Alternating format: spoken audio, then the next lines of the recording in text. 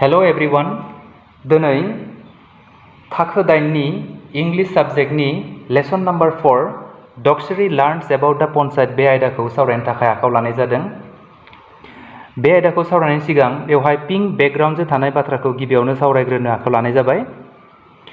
डु you know who builds our roads, bridges and office buildings?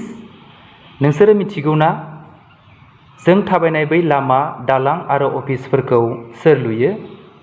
From where does द मानि two build all this काम? बैफोरखौ लुनायनि फैसाया बबेनिफ्राय फैयो? इन ग्रुप्स, खौसेयै ग्रुपआव डिसकास हाउ गभर्नमेन्ट मानि इज स्पेन्ड फर पाब्लिक वेलफेयार। ग्रुपआव खौसेयै सावराय सरकारा माबोरैहाय फैसाफोरखौ सुबुंनि मोजांनि थाखाय खरसा खालामो। What will you do to help people who are old, unwell or homeless?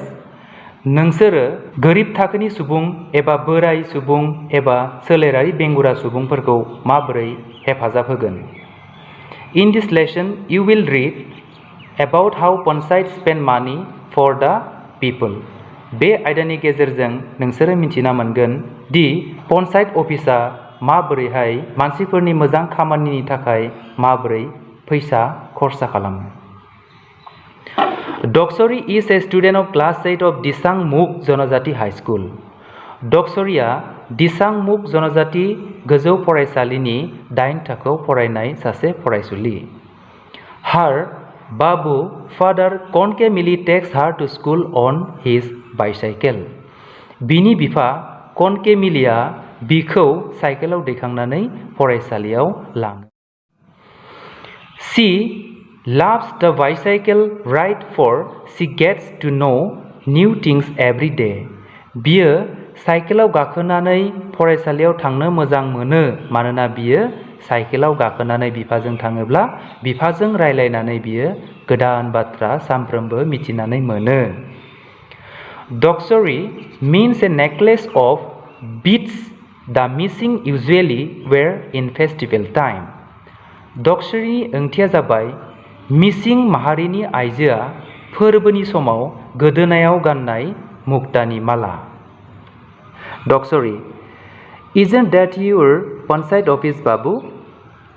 डक्सरीया बुंबाय बैयो नोंसोरनि पन्चायत अफिस नङाना बाबा? कनके मिली Yes my child, it has got a new signboard. नंगौ आंनि फिसा, बेयो जोंनि अफिस नंगौ, दा बेवहाय गोदान साइनबोर्ड लगायनाय जाबाय। डक्सरी But what is a panchayat बाबु? नाथाय पन्चायतआ मा बाबा? कनके मिली Long ago, डक्सरी panchayat mean a system of governance by 5 elderly men called पंच ग्रामीण प्रमुख।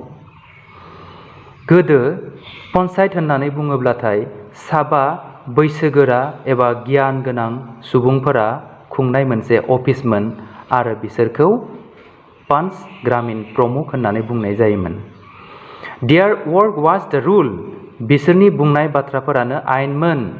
There was no quarrel among the villagers because they respected their ग्रामीण प्रमुख। बै समाव मानसिफोरनि गेजेराव नांलाय खमलाय गैयामोन मानोना बिसोरो बै प्रमुख अर्थात साबा गियानि सुबुङा बुंनाय बाथ्राखौ बयबो मानियोमोन। डक्सरी You are not old and yet you are in the panchayat. नोंथ' दा बोरायाखै अब्ला नों माबोरै पन्चायतआव खामानि मावखो?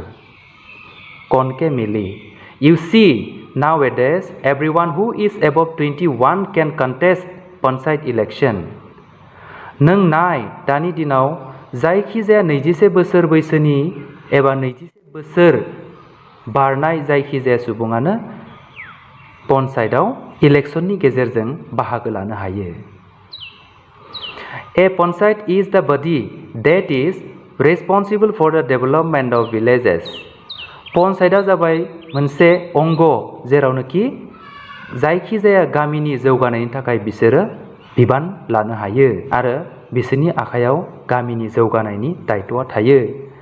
The Panchayat is a very important institution for social change, you know. नों मिथिगौ पन्सायतआ जाबाय समाजारि सोलायनायनि थाखाय जोबोद मोनसे गोनां फसंथान. The Constitution of India grants power to the Panchayat to raise taxes. भारतनि संबिधाना पन्चायतनो खाजोना दैखांनायनि थाखाय मोनथाय होदों आरो बै खाजोनाफोरखौ बिसोरो plan development schemes and work for social development आरो बिसोरो बै खाजोनाखौ बिथांखिनि गेजेरजों जौगानायनि खामानियाव बाहायनो हायो. डक्सरी What kind of work do you do, father? नोङो माबायदि खामानि मावो? आफा कनके मिली. We build and repair railroads, bridges, houses for the poor and so on. जोङो लामा, दालां आरो गोरिब थाखोनि सुबुंफोरनो न' लुनानै होयो आरो बायदि बायदि. डक्सरी Where do you get all the money from? नोङो बैफोर फैसाफोरखौ बबेनिफ्राय मोनो? कनके मिली. A good question. मोजां सोंनाय. The Panchayat raises a little money from taxes on vehicle, river guards, bazaars and bills etc. पन्चायतआ एसे फैसा खाजोना हिसाबै दैखाङो गारि मटरफोरनिफ्राय, दैमा गाथोनफोरनिफ्राय आरो बाजार आरो बिलफोरनि फाननाय बायनायनिफ्राय. डक्सरी Is that money enough to do so much work? बैखिनि मोननाय फैसायानो नोंसोरनो खामानि मावनो थाखाय थोजासे ना? कनके मिली. We get an annual grant from the Panchayat and Rural Development Department of the government. जोङो बोसोरफ्रोमबो पन्चायतनि जौगानायनि थाखाय सरकारनि बिफाननिफ्राय जोङो फैसा मोनो. The local MLA or ministers can also contribute substantially if they wish. ओनसोलाव थानाय MLA आरो मिनिस्टारफोराबो गोसो जायोब्ला थोजासे रां पन्चायतआव बिसोरो होनो हायो. डक्सरी Why don't you build a house for poor Dhaniram बाबू? नोंसोरो मानो बै धनीराम मुंनि गोरिब सुबुंनो मानो न' लुनानै होआखै बाबा? कनके मिली. Oh Dhaniram, the man with no leg. धनीरामा बै आथिं गैयि मानसिया. We did build a house for him last year, but he left it after his mother died. जों बै धनीरामनो न' लुनानै होदोंमोन, नाथाय गावनि बिमाया थैनायनि उनाव बियो बै न'खौ गारनानै थांबाय. Apparently able people like him need help with their daily chores, you know. नों मिथिगौ जायखिजाया बेंगुरा मानसियानो सानफ्रोमबो गोबां हेफाजाबनि गोनांथि जायो. सानफ्रोमबोनि थांना थानायनि राहायाव गोनांथि जानाय मुवाफोरखौ बिसोरो मोननो अराय हेफाजाबनि गोनांथि जायो. डक्सरी बाबू प्लिज डू सामथिं फर द पुर मेन. आफा बै गोरिब धनीरामनो माबा मोनसे सहाय खालाम. He spent the bitter cool December night on the open veranda of our school building. बियो गोजां बोथोरनि बै जोबोद गोजांनाय हराव बियो जोंनि फरायसालियाव थानानै बियो हरखौ बारहोयो. कनके मिली. Don't worry, we are building a home for people with special needs like him so that they can live with dignity. दुखु जानो नाङा, जोङो बेफोरबायदि आलादायै गोनांथि जानाय अर्थात बेफोरबायदि बेंगुरा सुबुंफोरनि थाखाय जोङो न' लुनानै होनो नागिरदों जाहाथे बिसोरो उदाङै थांनानै थानो हायो. Young people like you should do volunteer work there when you can. नोंसोरबायदि सेंग्रा एबा सिख्ला सुबुंफोरा जेब्ला नोंसोर हायो अब्ला बिसोरखौ हेफाजाब खालामनो हागोन. भलन्टियार बायदि हेफाजाब खालामनो हागोन. You will see how they learn to do their own chores. अब्लाना नोंसोर नुनो मोनगोन बिसोरबो माबायदि सानफ्रोमबोनि खामानिफोरखौ गाव गावनो बिसोरो मावनो सोलोंगोन। And also paint, read, play games and enjoy other hobbies।